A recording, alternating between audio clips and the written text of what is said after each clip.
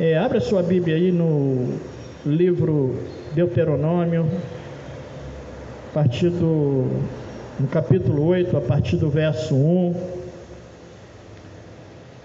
O título da nossa reflexão de hoje é a pedagogia e a terapia do deserto. A pedagogia e a terapia do deserto. O deserto ensina, e o deserto trata, e o deserto cura. Alguém já passou pelo deserto aí? Faz o sinal para mim. Acho que todos nós. Aprendemos no deserto? Aprendemos. Fomos tratados no deserto? Fomos tratados no deserto. Tem alguns desertos ainda que permanecem? Mas tem uma boa notícia para você. Deserto é lugar de passagem, não é lugar de permanência. Uma hora você sai dele. Agora tem alguns procedimentos que fazem com que você atrase esse processo aí e demore mais um tempo. Enquanto você não aprender a lição ou algumas lições, pode ser que você permaneça ali para que ele te ensine. Vamos orar? Curva sua cabeça, feche seus olhos. Pai, muito obrigado, Senhor, por esse momento tão especial que vamos compartilhar da Tua Palavra. Continua falando conosco, como eu creio que o Senhor já falou até aqui. Pai, usa a minha vida de acordo com a Tua vontade, que não fale eu, mas fale o Senhor, que o Senhor possa agir nesse lugar através da Sua Palavra, independente das minhas limitações, mas que o Teu Espírito Santo ministre aos nossos corações, a começar pelo meu coração, Pai. Em nome de Jesus, amém. Amém? Então, Deuteronômio capítulo 8, a partir do verso 1, diz assim: tenham cuidado de obedecer a toda a lei que hoje lhes ordeno, para que vocês vivam, multipliquem-se e tomem posse da terra que o Senhor prometeu com juramento aos seus antepassados. Lembre-se de como o Senhor, o seu Deus, os conduziu por todo o caminho no deserto durante esses 40 anos para humilhá-los, pô-los à prova, a fim de conhecer suas intenções, se iriam obedecer aos seus mandamentos ou não. Assim ele os humilhou e os deixou passar fome, mas depois os sustentou com maná que nem vocês nem seus antepassados conheciam, para mostrar-lhe que nem só de pão viverá o homem, mas de toda palavra que procede da boca do Senhor. As roupas de vocês não se gastaram, os seus pés não incharam durante esses 40 anos. Saibam, pois seu coração, assim como um homem disciplina o seu filho, da mesma forma o Senhor, o seu Deus, os disciplina. Obedeça os mandamentos do Senhor, o seu Deus, andando em seus caminhos e dele tendo temor. Pois o Senhor, o seu Deus, os está levando a uma terra boa, cheia de riachos hesitantes de água, de fontes que jorram nos vales e nas colinas, terra de trigo e de cevada, videiras e figueiras, de romãzeiras, azeite de oliva e mel, terra onde não faltará pão e onde não terá falta de nada, terra onde as rochas têm ferro e onde vocês poderão extrair cobre das colinas. Esse é um momento especial para a vida da nação de Israel. Deus já os tinha tirado lá daquela escravidão. E aí Deus faz um contraponto, para quem está no deserto, receber uma palavra dessa sobre fartura, sobre água abundante, uma visão contrária ao deserto. Então esse era o lugar para onde Deus queria conduzir e estava conduzindo o seu povo. Não para um lugar de aridez, como é o deserto. Não para um lugar de escassez, como era o deserto. Mas para um lugar de fartura. Um lugar de fartura de pão, um lugar de fartura de água, um lugar de fartura. E é muito interessante porque quando nós passamos pelo deserto, ou estamos no deserto, e aí é que a gente valoriza. A gente tem uma tendência de valorizar aquilo que a gente tinha. É muito interessante. Nós, quando É comum, hoje nós temos a energia, temos a luz elétrica, hoje nós temos a água encanada, pelo menos em grande parte da população. Existe alguns lugares ainda que não tem, né? Não tem essa condição, mas quando por algum motivo nós ficamos às escuras, falta luz, aí é que nós vamos valorizar e saber a importância que a energia tem.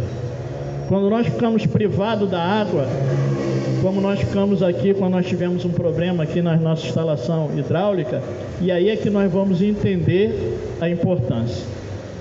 Então, quando está tudo certo, quando está tudo bem, quando nós estamos na fartura, a gente esquece e não valoriza. Mas essa não deve ser a postura correta para nós. Nós temos que entender o valor e a importância, independente de ter ou não ter. Paulo entendeu isso com muita clareza e deixou esse ensinamento para nós. Aprendi tanto a viver com, a viver sem. Posso todas as coisas naquele que me fortalece. Mas ele entendia essa condição. E a nossa trajetória humana, ela é marcada assim. Ela nunca vai ser marcada somente por fartura ou somente por escassez.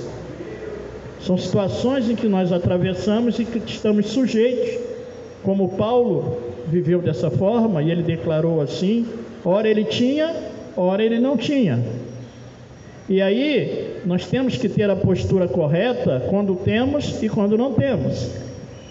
Jesus, quando fez aquela multiplicação dos pães e dos peixes, de uma maneira sábia, e era o mestre, ele mandou recolher tudo e guardar, para que nada se perdesse.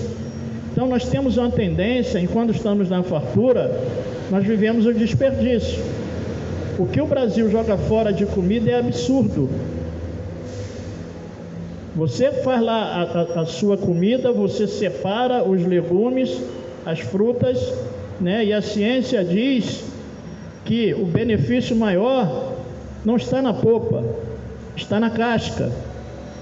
E aí nós jogamos a parte mais nutriente ou mais nutritiva fora. Mas aí, como tem muito, não tem problema.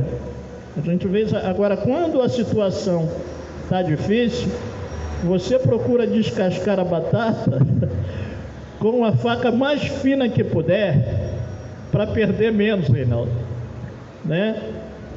A cenoura você não corta com a faca. Como que se descasca a cenoura? Raspando ou ralando. Isso eu aprendi com a minha mãe. Então, nós temos que aprender, na fartura, nós temos que aprender, tá certo? Porque pode vir o tempo de escassez. Imagina aquele povo naquela guerra lá, que eles estão naquele abrigo, que até água estava faltando, alimento estava faltando. Imagine lá em Petrópolis a escassez de algumas coisas. Agora nós estamos sujeitos, porque isso faz parte da jornada humana. Nós podemos passar pelo deserto, podemos enfrentar o deserto. Então o deserto é um lugar de aridez e um lugar de escassez. Aridez porque não há fertilidade. Não tendo fertilidade, não tem alimento, é escasso. A terra não produz. E nós podemos ser levados ao deserto. Aqui, Deus levou esse povo para o deserto. Poderia ir por um caminho, mas Deus levou para o deserto. Então Deus pode levar para o deserto. Então tem deserto que você está atravessando, ou já atravessou, vai atravessar, que vem do próprio Deus. Deus pode conduzir para o deserto. Deus levou Jesus para o deserto. Mateus 4 nos diz isso, que o Espírito Santo levou Jesus, ele foi guiado ao deserto. Agora, Deus pode nos levar para o deserto, o diabo pode nos levar para o deserto.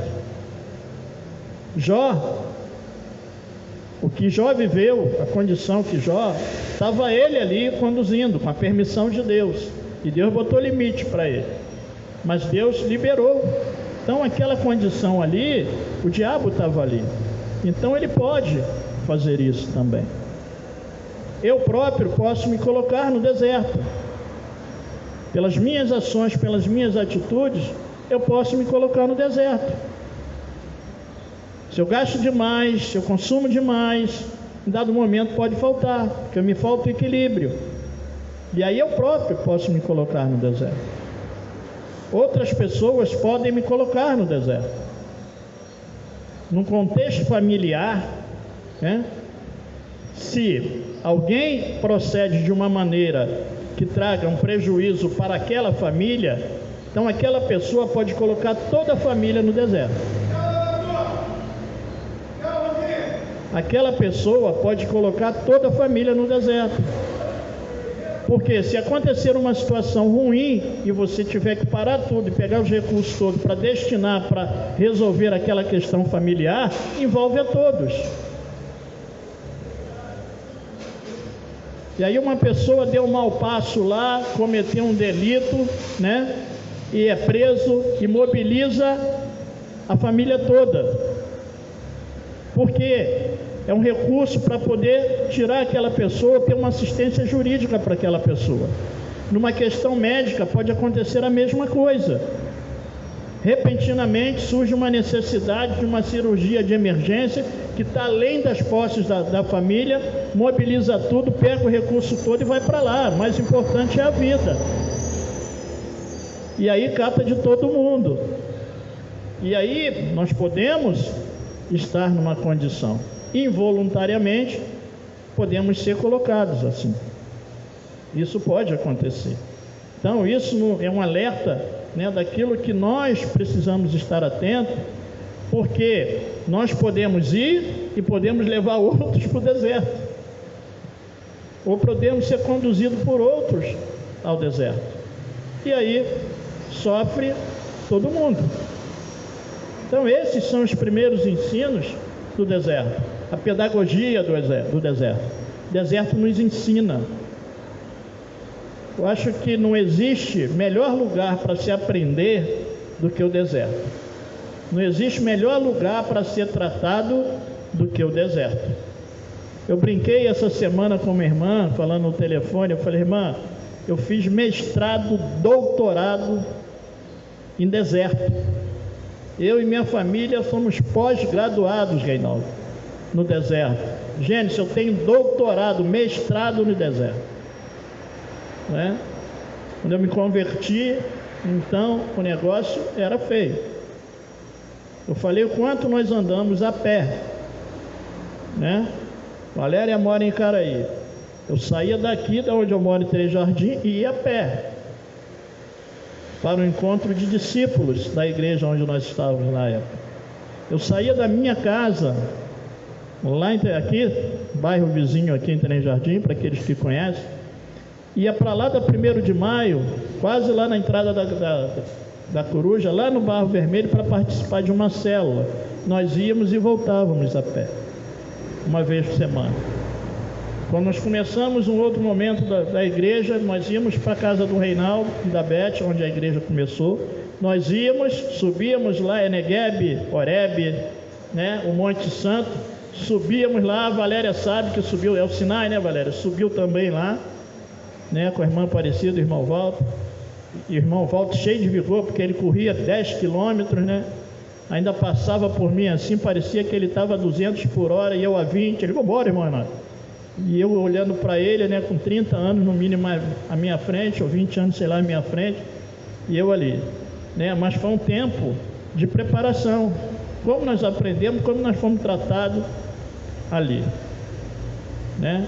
Aí você passa e você esquece dessas coisas. Aí hoje, quando você entra no carro, quando você, né, aí é outra história. Então nós temos que aprender e valorizar aquilo que temos, entender isso. E o deserto, muitas vezes no deserto nós perguntamos por quê. Quando estamos no deserto, como vamos no deserto, é habitual nós perguntarmos, Sueli, por quê? Por que que eu estou no deserto?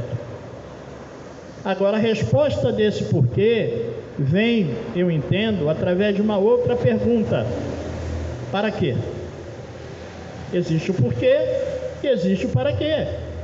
Para quê que eu estou colocado aqui? Deus falou: trouxe vocês para cá para provar vocês, para humilhar, para ver se vocês iam ser fiéis. Esse é o propósito de vir para cá. Então, com Deus, o deserto ele tem um propósito. Tem um propósito. Agora, existem diferentes tipos de deserto. Eu listei aqui 3 tipos de deserto. Existe um deserto físico, que era onde esse povo estava, onde tinha essa escassez, é o que Jesus enfrentou lá, né? Carência de pão, que até o diabo o incitou. Então existe esse deserto físico, onde faltam os alimentos, onde faltam as coisas. Tem o deserto existencial e tem o deserto espiritual. Vamos ver lá em 1 Reis, primeiro livro dos Reis, capítulo 19. O deserto físico nós vimos nesse texto básico, nesse texto base, que é o texto base nosso de Deuteronômio. Aqui está explícito o deserto físico. Agora vamos ver o deserto existencial, primeiro livro dos Reis, no capítulo 19, a partir do verso 1. É o momento vivido pelo profeta Elias.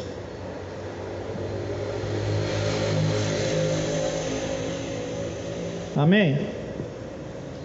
1 Reis 19:1 diz assim: Ora, Acabe contou a Jezabel tudo o que Elias tinha feito e como havia matado todos aqueles profetas à espada.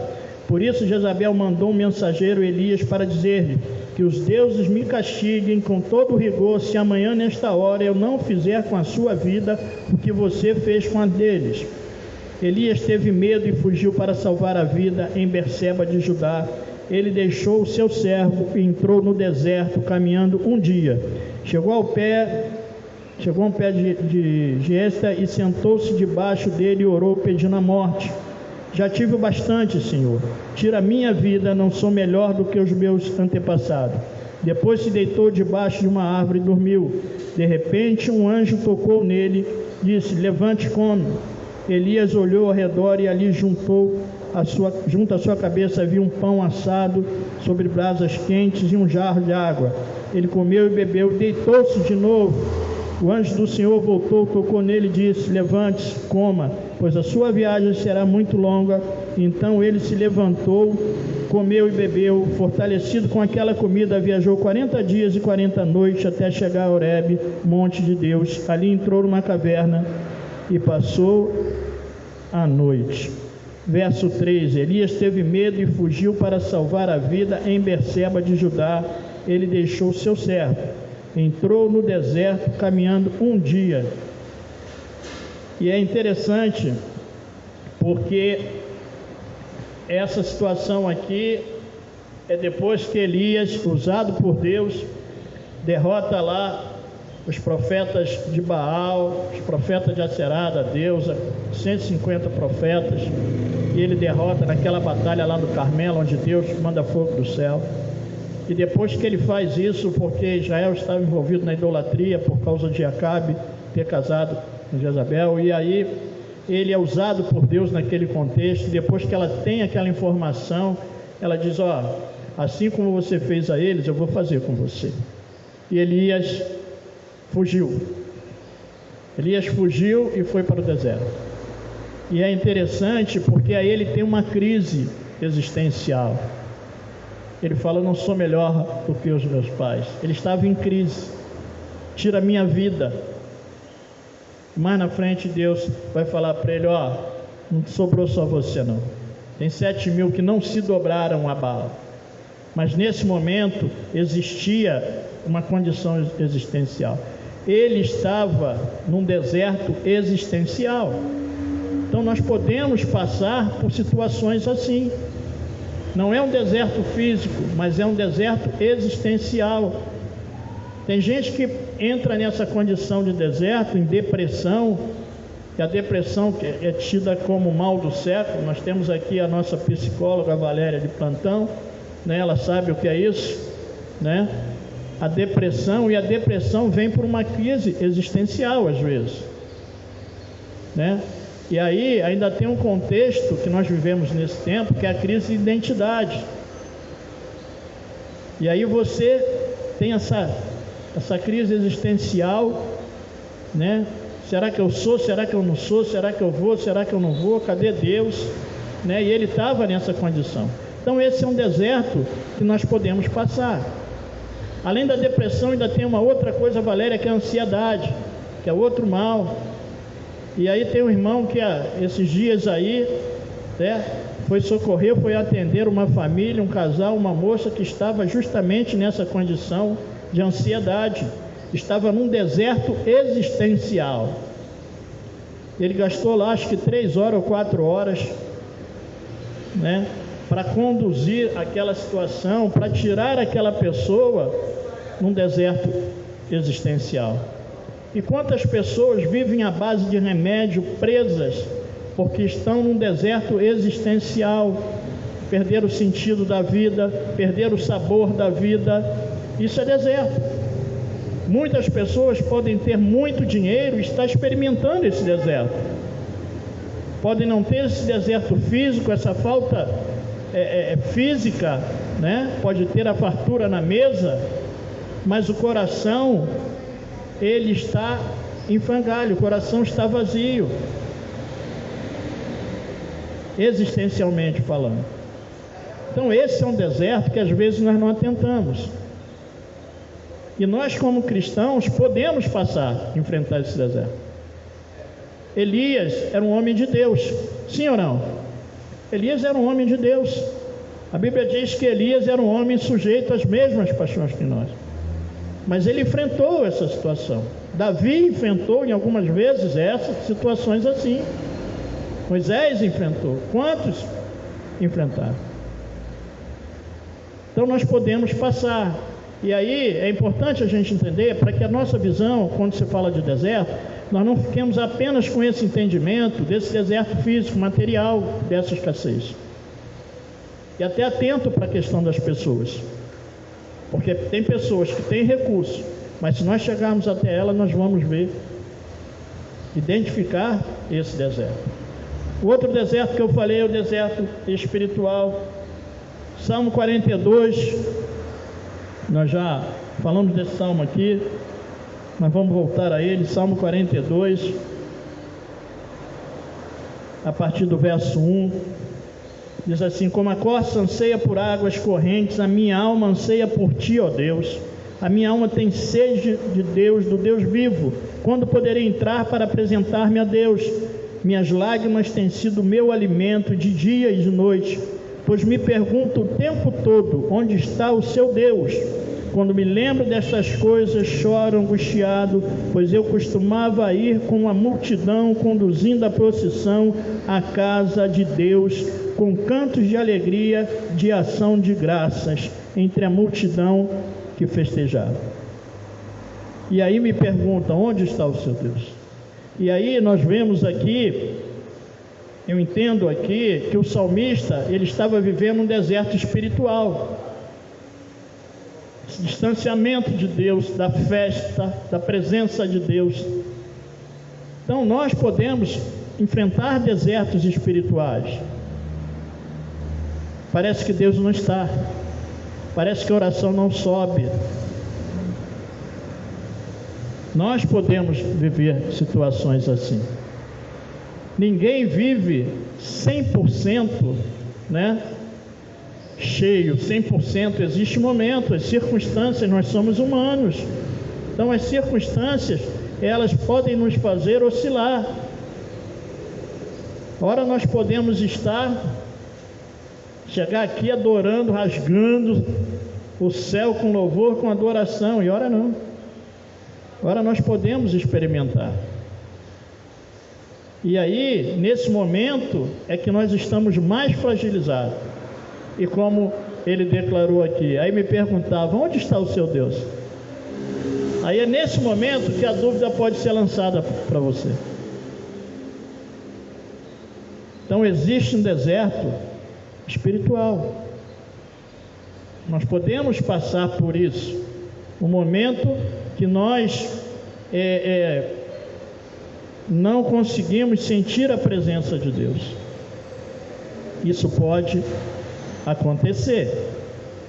Mas o fato de eu passar pelo deserto físico, o fato de eu passar pelo deserto existencial, o fato de eu passar pelo deserto espiritual, não significa que ele não está presente. E aí é o que faz a diferença, é saber que ele está presente. Ele conduziu pelo deserto, mas Ele estava presente. Ele permite que você passe o deserto, mas Ele se faz presente. Ele está presente. Eis que estarei convosco todos os dias, até a consumação dos séculos. Ele é Emanuel, que significa Deus conosco. Então, seja, Valéria, o deserto que for, o que nos dá garantia é que Ele está conosco, Sueli.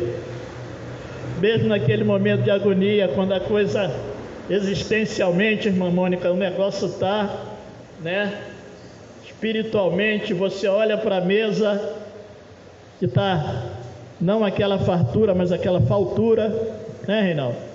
Que é uma outra palavra, em contraponto à fartura tem a faltura que falta. Mas aí, aqui nesse texto nosso de Deuteronômio, diz assim: nem só de pão, mas de toda a palavra sai da boca de Deus. Jesus citou isso lá. Então nós temos a necessidade do pão físico, mas temos a necessidade do pão espiritual. Porque o pão físico, ele alimenta o nosso corpo. Mas o pão espiritual, ele alimenta a nossa alma, o nosso espírito. E é esse pão, Jô, que nos segura, nos conduz no deserto existencial e no deserto espiritual. E sabe quem é esse pão? Eu sou o pão vivo que desceu do céu. Oh, aleluias! É Ele, querido. Oh, aleluia! E tinha um povo, Reinaldo, que ia atrás dele, e ele falou: vocês vêm a mim só pelo que perece. Vocês, ficaram fartos. Vocês parecem que são de uma família que eu conheço, que não precisa nem um devorador, porque eles próprios devoram, Pessoal que come bem. Eu conheço uma irmã que, igual a minha, é chegada a um bolo, gosta muito de bolo, de vez em quando tem que tomar um remedinho, Beth, para poder aliviar, porque, mas é assim, querido. Amém? Amém? Então entendemos que existem esses três tipos de deserto, está claro? Deserto físico, existencial, espiritual. Vamos avançar. E aí nós aprendemos algumas coisas. O deserto é um lugar de tratamento, terapia de Deus, tratamento de Deus. Vamos ver o que diz o verso 2 do nosso texto base. Lembre-se de como o Senhor, seu Deus, os conduziu por todo o caminho no deserto durante esses 40 anos para humilhá-los e pô-los à prova, a fim de conhecer suas intenções, se iriam obedecer aos seus mandamentos ou não. Lembre-se de como o Senhor, seu Deus, os conduziu por todo o caminho do deserto durante esses 40 anos para humilhá-los,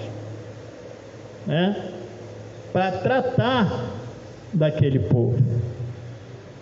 E aí, no deserto, é tratada uma coisa que é terrível para a vida de todo homem, em especial do cristão, que é a soberba.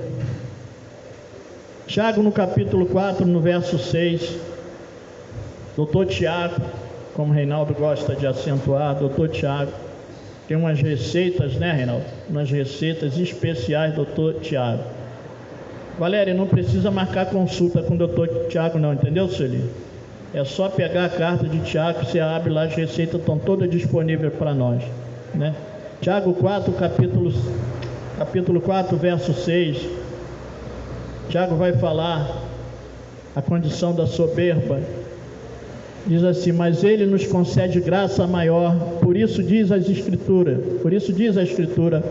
Deus se opõe aos orgulhosos, mas concede graça aos humildes. Queridos, soberba, Ele resiste aos soberbos, mas dá graça aos humildes. Então a soberba pode nos prender no deserto, e nós vamos ser tratados na soberba no deserto, vai ser humilhado, né? A soberba, deserto é um lugar que se trata de soberba.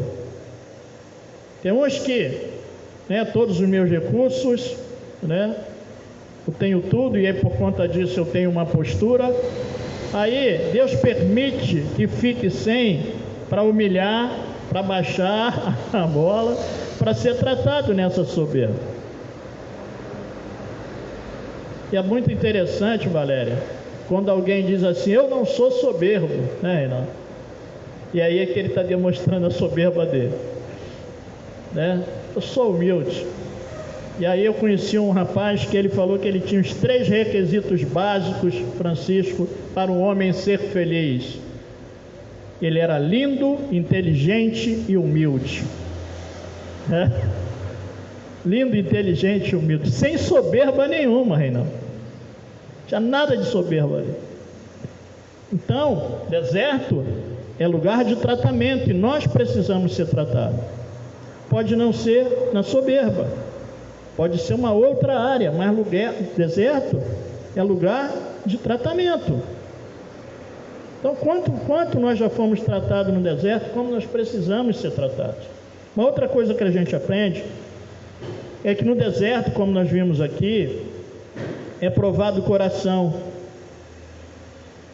Uma outra versão diz, aqui diz para ver as intenções, e outra é para provar o coração. Vamos ver aqui no verso, aqui mesmo: lembre-se de como o Senhor, seu Deus, os conduziu por todo o caminho do deserto durante esses 40 anos para humilhar-nos por da prova, a fim de conhecer as suas intenções.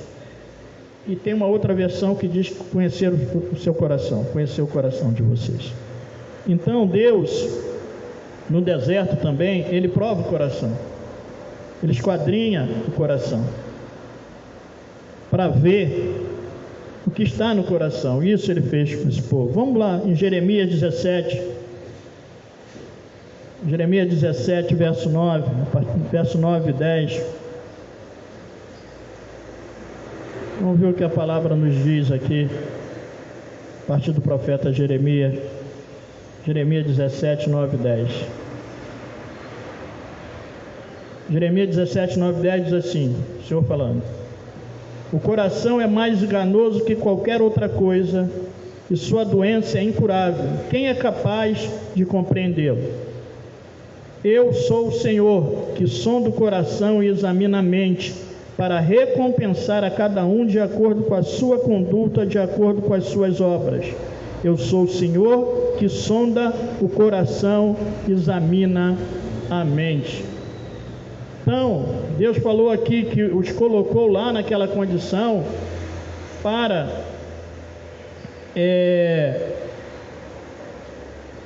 pô-los à prova e saber das intenções. Para saber da intenção do coração daquele povo. Então, no deserto é que nós vamos ver, Deus vai ver, vai provar o nosso coração. É no deserto que nós vamos poder demonstrar se somos ou não somos, se somos crentes ou não somos crentes, se somos cristãos ou não somos cristãos. É nessa hora que você pode abandonar. Jó passou por essa situação com aquela esposa dele. E aí, no auge do sofrimento, o que a esposa de Jó falou para Jó? Você ainda permanece fiel? Abandona esse Deus e morre. E aí, qual foi a resposta de Jó?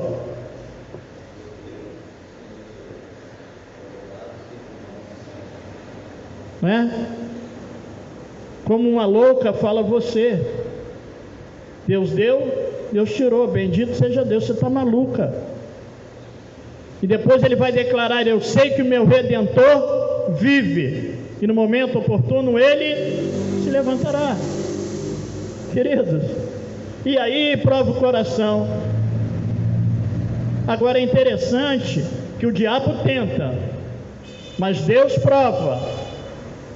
Deus prova e aprova, e quando Ele te aprova, filho, tem recompensa da prova, tem bênção, meu irmão. E aí nós precisamos entender isso. Deserto é provado o nosso coração. No deserto também podemos aprender mais daquilo que nós aprenderíamos fora do deserto. E tem lições que nós só vamos aprender no deserto. Tem lições que vão ser aprendidas por nós só no deserto. No deserto também aprendemos sobre o cuidado de Deus. Vamos lá no verso 3 e 4 do nosso texto base. Assim ele os humilhou e os deixou passar fome, mas depois os sustentou com maná, que nem vocês nem seus antepassados conheciam, para mostrar-lhes que nem só de pão viverá o homem, mas de toda palavra que procede da boca do Senhor. As roupas de vocês não se gastaram e os seus pés não incharam durante esses 40 anos. Queridos, isso aqui, humanamente falando, é surreal. Como é que um período de 40 anos, Beth, a roupa não gasta, o sapato não gasta, o bazar não ia vender, Beth? Não tinha como vender, Sueli. A roupa não gastava, o sapato não acabava. Agora, como que é isso? Eu deixei vocês passar fome, mas depois eu sustentei. Então, no deserto, nós aprendemos sobre o cuidado de Deus, querido. No deserto, nós aprendemos sobre o cuidado de Deus.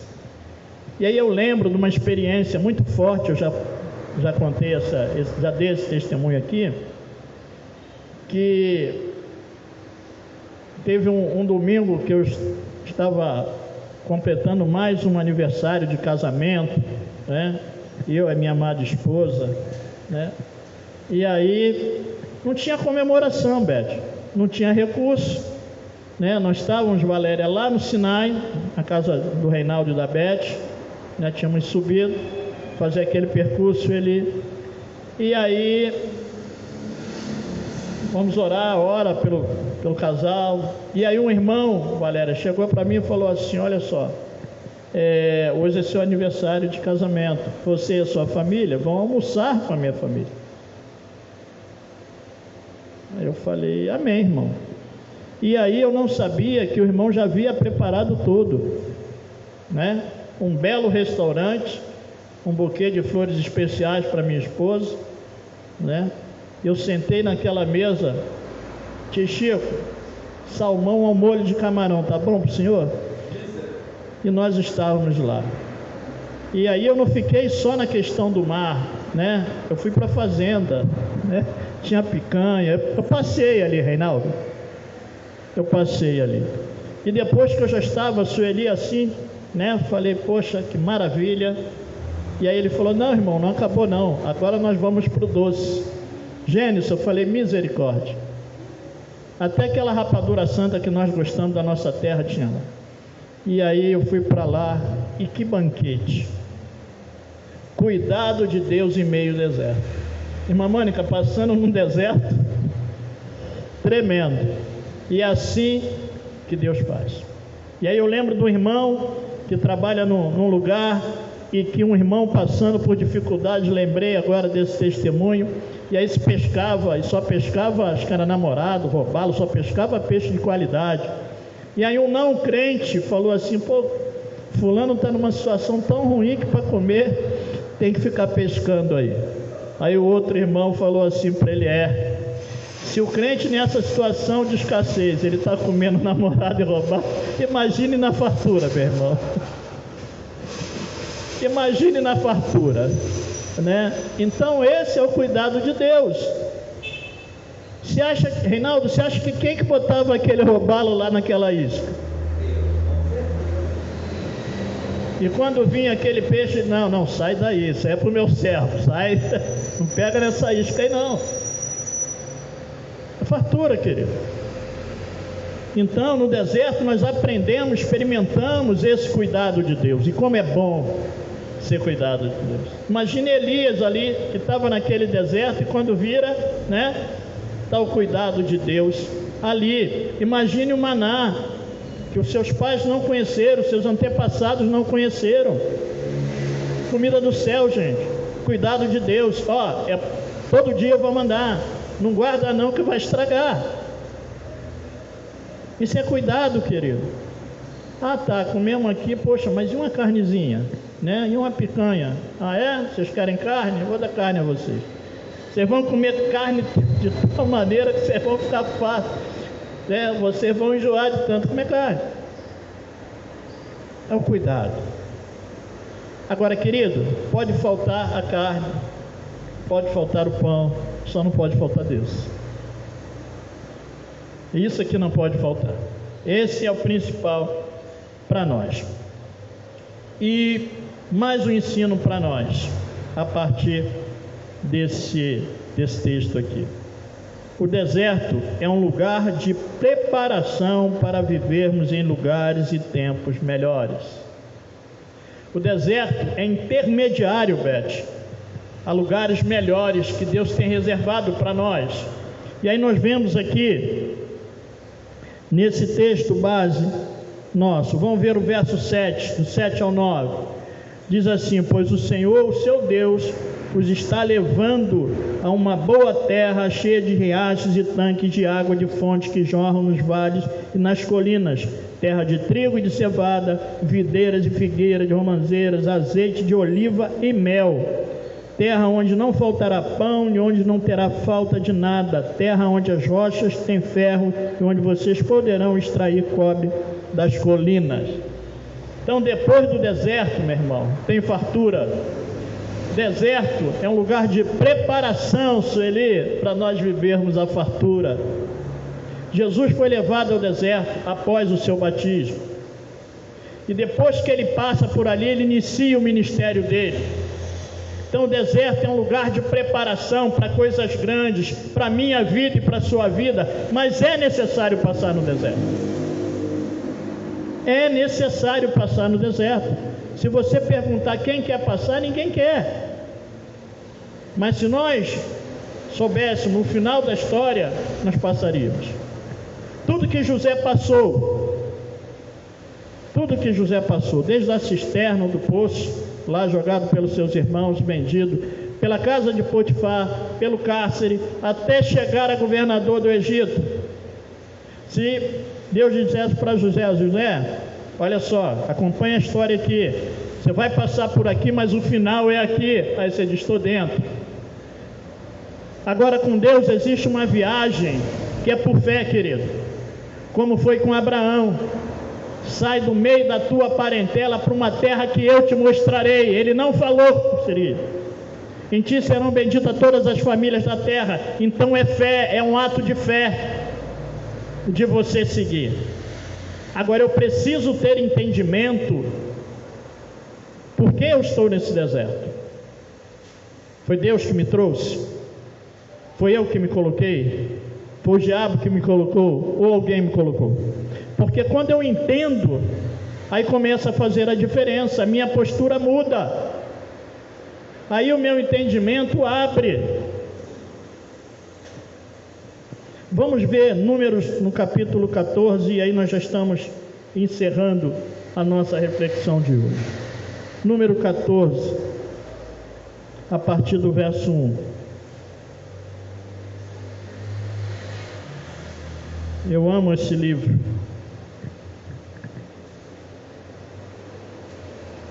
Números 14, a partir do verso 1, diz assim: naquela noite toda a comunidade começou a chorar em alta voz.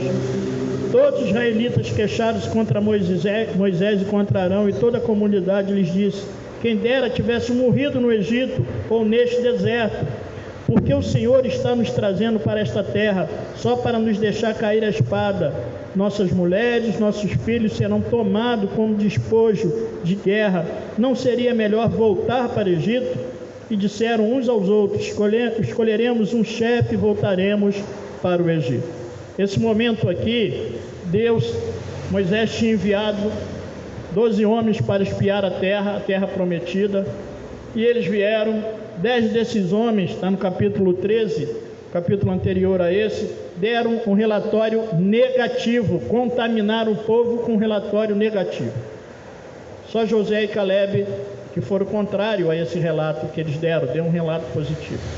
E a Bíblia diz que eles viram que a terra manava leite e mel, eles cortaram um cacho de uva, tinham 2 para carregar, tinha fartura, mas eles falaram, lá tem gigante, mas eram aos olhos deles como gafanhotos, e trouxeram um relatório negativo.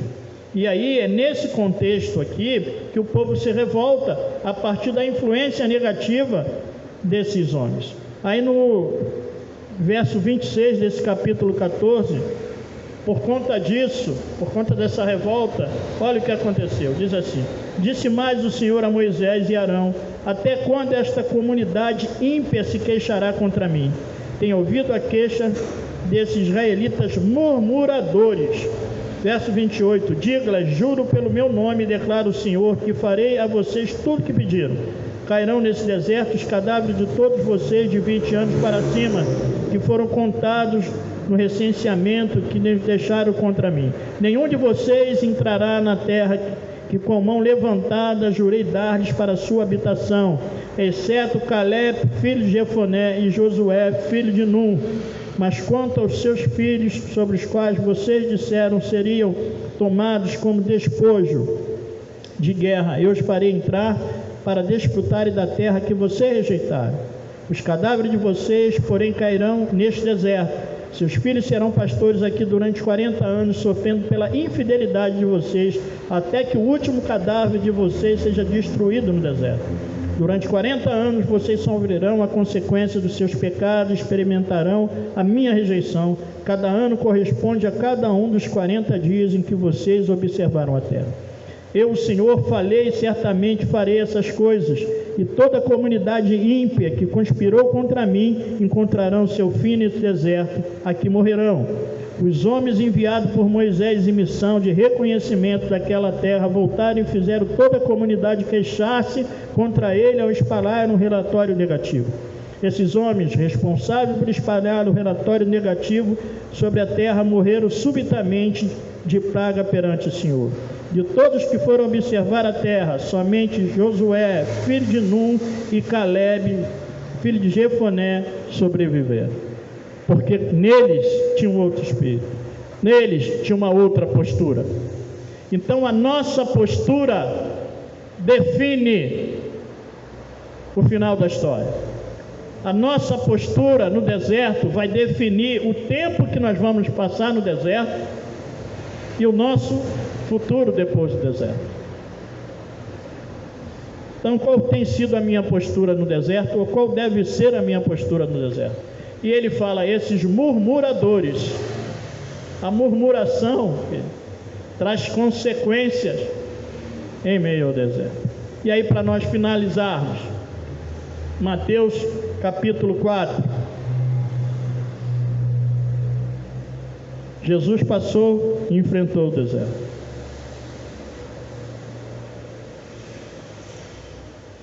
E Deus falou para esse povo,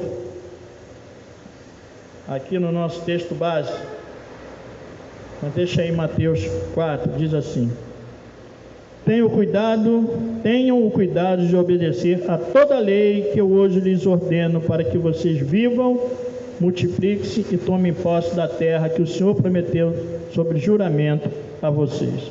Então, qual era a base para esse povo? A lei. Qual era a base de sustentação para esse povo? A palavra de Deus. Qual era a base da vitória desse povo? A palavra de Deus. Era a palavra de Deus que era a base para eles. E como Jesus obteve vitória lá no deserto? Jesus foi tentado, passou pelaquela situação, foi provado como homem. E ele foi tentado por Satanás a usar os recursos divinos, mas invalidaria o que ele teria que passar. Ele teria que passar como homem. E ele passou e venceu como homem. E aí, o que nós aprendemos com o mestre aqui, para qualquer tipo de deserto que nós venhamos a enfrentar, seja o físico, seja o espiritual, ou seja, o existencial. Mateus 4, vamos ver 3 versículos. Primeiro, no versículo 4, Jesus diz assim: respondeu Jesus, está escrito. No verso 7, ele repete, Jesus lhe respondeu também, está escrito. No verso 10, Jesus disse, retira-te, Satanás, pois está escrito. Então, qual foi a arma que Jesus usou?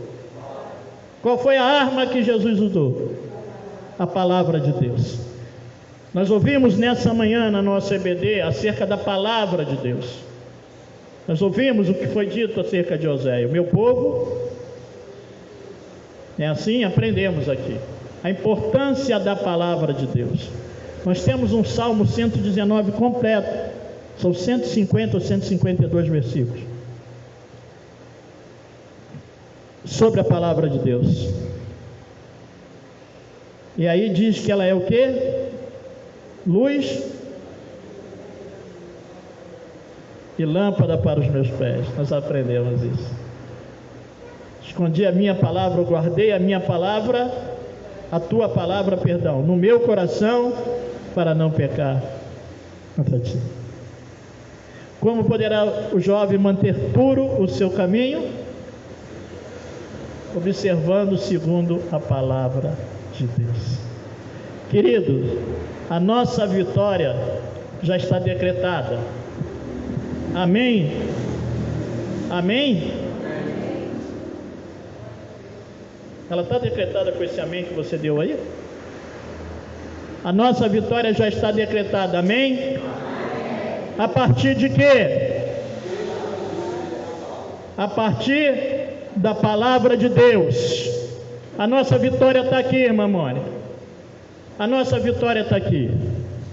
Seja o deserto que for, aconteça o que acontecer, nós estamos firmados na palavra de Deus. Está escrito: nem só de pão viverá o homem, mas de toda palavra que sai da boca de Deus. Então essa é a mensagem de Deus para nós. Que nós possamos guardar a palavra de Deus no nosso coração, sabendo que a vitória já foi liberada, a vitória está aqui pela palavra de Deus, porque como ele falou com Jeremias, e foi citado aqui no nosso primeiro momento, o que você vê, Jeremias? A vara de amendoim. Então você está vendo bem, querido, que eu velo para cumprir a minha palavra. Amém? Vamos nos pôr de pé.